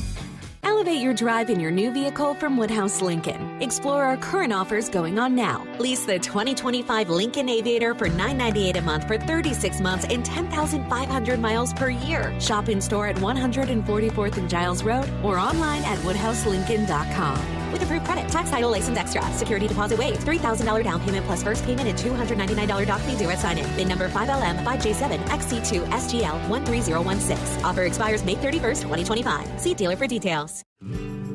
What does it mean to be locally owned and operated? For Cenex, it means everything. It means that we know if you take your coffee to go or if you like to stay a while. It means we've helped Little Leagues get jerseys and local festivals get funding. It means we know what our communities need. So you'll always leave Cenex with a full tank, full of snacks, or full of smiles. Or all of the above.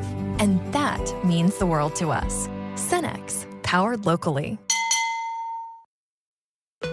The Huskers Radio Network Broadcast Center is sponsored by Akrs, the Midwest premier John Deere dealer, supplying the equipment and service to advance agriculture and much more. Akrs, solutions for every field. Got a couple segments left here on Sports Nightly. Really enjoyed that chat with Nicole Mendes. She's just got such a good perspective on all of it. But I loved her breakdown of Jordy pitching and just how she can read batters in a way that most pitchers can't. And she just her IQ, and she can read their eyes, and then also just going up and down. And but I thought that was fascinating. And then also the story about when they did at OU, they did that triathlon, and they were saying that Jordy was the best performer that's ever done that triathlon or whatever. Yeah, I was, fantastic interview, great guest. I thought her overall analysis of Jordy Ball and just the pitch sequence and what's called, and that pitch execution and where your mind takes you when okay, this is what's being called, this is where I got to go, and how there's that just innate ability to not only execute that pitch, hit that spot, all of those great things. But I've said this about her from a physical standpoint. Since that injury, you just don't know how someone's going to come back from that. And she looks stronger. That's the thing, is when you watch the type of athlete that she is, the way she runs, the way that, the arm strength, the overall arm strength, the fluidity with the swing, all of those things that tells you right there, if you're telling me about someone that is one of the hardest workers, especially in the weight room and in training in the off season, that they're winning accolades and they're doing a triathlon, that Jordy Ball is going to be one of the best ones, if not the best. Yeah, I would not doubt that whatsoever, just based on how she looks this year, coming off of a devastating injury from a year ago. All right, let's do this. Let's go ahead and get to a break so we can have plenty of time to preview tomorrow night's baseball matchup. So I didn't want to get you started and then have to stop you and take a break and then restart. So let's go ahead and work in our final break. And on the other side of this, we're going to talk Husker baseball and preview the matchup with Michigan State coming up tomorrow in the Big Ten tournament. Woodhouse has been a trusted partner in your everyday since 1975. Shop for your next vehicle with the home team at Woodhouse and the official auto dealer of Nebraska Athletics. On game day, every play counts. Now imagine having the same level of control in your field. Valley is where farming meets end zone efficiency. With AgSense remote irrigation technology, farmers become the MVPs of their fields. Real-time play-by-play control means you're always ahead of the game. Score big with simplified irrigation technology from Valley, improving your life both on and off the field. Find your local Valley dealer at valleyirrigation.com. Hit us up on the text line. Text 402-413-2400 with your Husker thoughts. They say consistency is the key to success. They weren't wrong. So how about grabbing a beer that's consistently smooth, consistently refreshing, and consistently light? You might just find that the road to success can be pretty enjoyable. Michelob Ultra. The perfect balance of taste and refreshment, and only 2.6 carbs and 95 calories. It's only worth it if you enjoy it. Enjoy responsibly. Anheuser-Busch Michelob Ultra Light Beer, St. Louis, Missouri. When you're in the stands and have the ability to control your irrigation in the field, it's a game-changing moment. Valley is where farming meets end zone efficiency. With AgSense remote irrigation technology, farmers become the MVPs of their fields. Experience real-time play-by-play action and control that keeps you ahead. Score big with irrigation technology from Valley. It's technology that improves your life and lets you be at the game and in the game. Find your local Valley dealer at valleyirrigation.com. Woodhouse has been a trusted partner in your everyday since 1975. Shop for your next vehicle with the home team at Woodhouse, the official auto dealer of Nebraska Athletics. And hey, Husker, stop by your local Hy-Vee where they've lowered prices on thousands of the items you use every day. Hy-Vee, dedicated to making your life easier, healthier, and happier. All right. Final segment left here of Sports Nightly here tonight. We will not be on the air tomorrow because we will have Husker baseball on the air in the Big Ten tournament, 6 o'clock first pitch. Well, that's what it's scheduled for, but you never know with a tournament what it's going to be. But you guys will be set to go on the air, I guess, at 5:30 with the pregame show. And hey, they got in. They're in that pool with Oregon, Michigan State. So I guess let's start with the first opponent, Michigan State. Tell us about this matchup. What do you think the Huskers are going to do on the mound to start this one? Ty Horn, and Ty Horn had a short workload over the weekend, and that was by design. Once they knew that they were in, that Ty Horn would be the guy to set the tone. And quite frankly, over the last 3 weeks, he's earned that. Ty Horn has been able to go deep into games, and he's been able to give Nebraska a chance to not only win, but he's overpowered down the stretch, which is what you wanted to see from Ty Horn. And he's really, I think, the thing about Ty is he has put himself in a position there. I think there were discussions at one point that, is he going to lose his weekend spot? And he's just evolved throughout the year. So excited to see Ty Horn. And he's going up against one of the very best in the Big Ten. Joseph Jerwa is fantastic. There's a reason that Michigan State has been such a tough team to beat on Friday nights. And the rest of their record and season don't necessarily support what they would get on Friday nights. And it's because of Joseph Jerwa. He is a lefty, been a lot of comparisons to either a Chris Sale or Randy Johnson, very long, lengthy lefty. He's got good power and stuff, but he also can move the ball from side to side, from corner to corner. And the other thing about him is, too, it's a very interesting delivery, so it's tough to pick up. The good news is Nebraska's seen him before. They saw him last year, and I wouldn't say they were overly successful against him, but they do understand what he's going to be about. So I think this is going to be what Nebraska can do in the batter's box against an extremely crafty, tough lefty that they will be up against and trying to put pressure on him, because this is one of those games. that Nebraska, when they get base runners on, they're just going to have to, in my opinion, going to have to really nickel and dime their way to get runs. Looking for them to erupt in, to 3 or 4 run innings, I just don't think is really in the cards against this type of pitcher. Although the last time he went out, he only went 5 innings against a Minnesota team that isn't all that great. So we'll see. But Jerwa 8-3 on the year too, and his numbers are just fantastic. So it starts for Michigan State. Really, they will go as far as their big lefty Joseph Jerwa takes them. Okay, so I was going to say, what is the key to maybe then getting some runs on the board against this kind of pitcher? Well, I think this is an approach that I've really liked Nebraska in pitchers like this. Now, the good news is, too, Nebraska has seen, just as the conversation I was having with Dylan Kerry, they have seen so many elite arms throughout the year in the non-conference and even in conference play that this isn't going to be overwhelming to them. What I've liked in their approach when you do have a lefty, especially one that gives you tough arm angles, Nebraska's doing a really good job of letting the baseball travel deep into the zone and going the other way with it. And that's where you see a lot of these pole side shifts with righties and lefties, and you see the infield will pull to that side of the field on which way they're in the batter's box there. Nebraska's done a really good job of being able to drive up the middle and go the opposite field, and especially with runners on, hitting behind runners. It's going to be a big thing in this game. So this is where I always think about the Wilbolt style of play that we saw, especially when he first got here, when you get runners on, getting that running game going and putting the pressure on the defense, being able to put the ball in play, put it on spots of the field where teams are going to have to not only make some more challenging plays, but they're going to have to handle the baseball under pressure, under duress, with runners being active. And I think that is going to be the key tomorrow night. It's not going to be warm tomorrow night either, so I think it's just whatever you can do in the batter's box to put pressure, put the ball in play, give yourself a shot. Pop-up, strikeouts, that's not going to get it done. You got to be able to put the ball in play, put the pressure on Michigan to make play after play after play. That's where I think Nebraska has success. What about Ty Horn? What does he need to do against this Michigan State lineup? Ty needs to do what he's been doing here recently, and that is, first of all, priority number one, minimizing the pitch count in innings 1 and 2. That's where he would get into trouble at the beginning of the year, is by the time he'd get into the third inning, he was already well over 45 to 50 pitches, and he couldn't go much longer than that. Lately, he's been anywhere between 10 to maybe a 15-pitch inning. And if he's going into that third inning and he's under 30 pitches, you're feeling good about him. And we've seen how he's responded with the quicker starts, where all of a sudden his breaking ball, his changeup, it starts to really fool hitters, but then his fastball starts to overpower. He starts to dominate down the stretch, but his slider becomes such a weapon. 3rd, 4th, 5th innings in his recent starts have been so effective, and they've really kept hitters guessing. And I think if he's that way, keep your eye on how many pitches he throws in the first and second inning. If he's below 30, look for Ty Horn to have a great start, because then all of a sudden all 3 pitches start becoming a major weapon and he overpowers.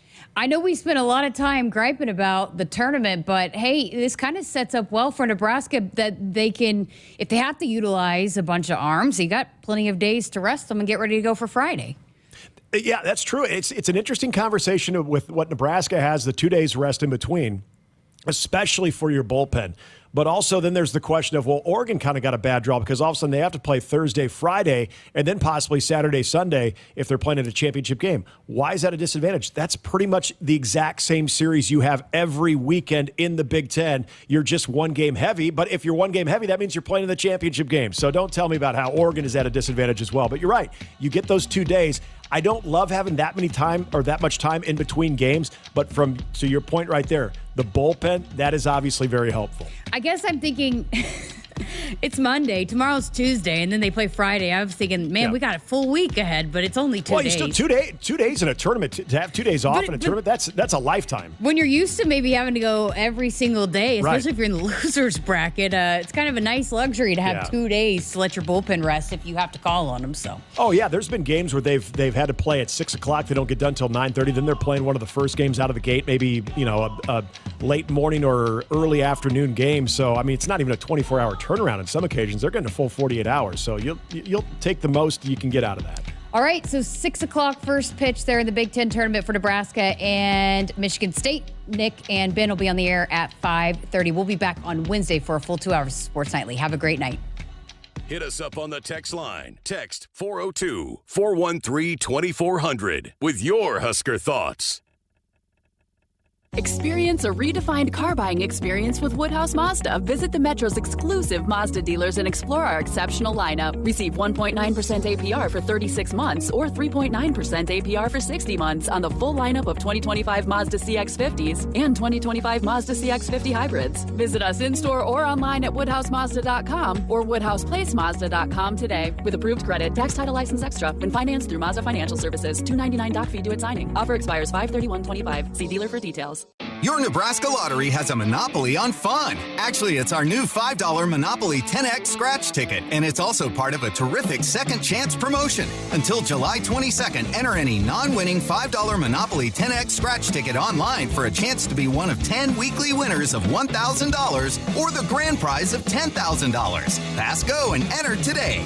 $5 Monopoly 10X top prize odds 1 in 114,000. Monopoly is a trademark of Hasbro. Hasbro is not a sponsor of this promotion. For farmers, sustainability is a way of life. 97% of farms are family-owned, and 95% are participating in conservation programs and using sustainable practices. I'm Ann Meese, a farmer near Elgin, Nebraska. I grew up on this land, and we're dedicated to being good stewards and leaving it better for the next generation. Since 1980, U.S. soybean farmers have boosted production by 130%, all while lowering emissions and improving land and water use. Nebraska soybeans, feeding, fueling, and innovating for the future. On game day, every play counts. Now imagine having the same level of control in your field. Valley is where farming meets end zone efficiency. With AgSense remote irrigation technology, farmers become the MVPs of their fields. Real-time, play-by-play control means you're always ahead of the game. Score big with simplified irrigation technology from Valley, improving your life.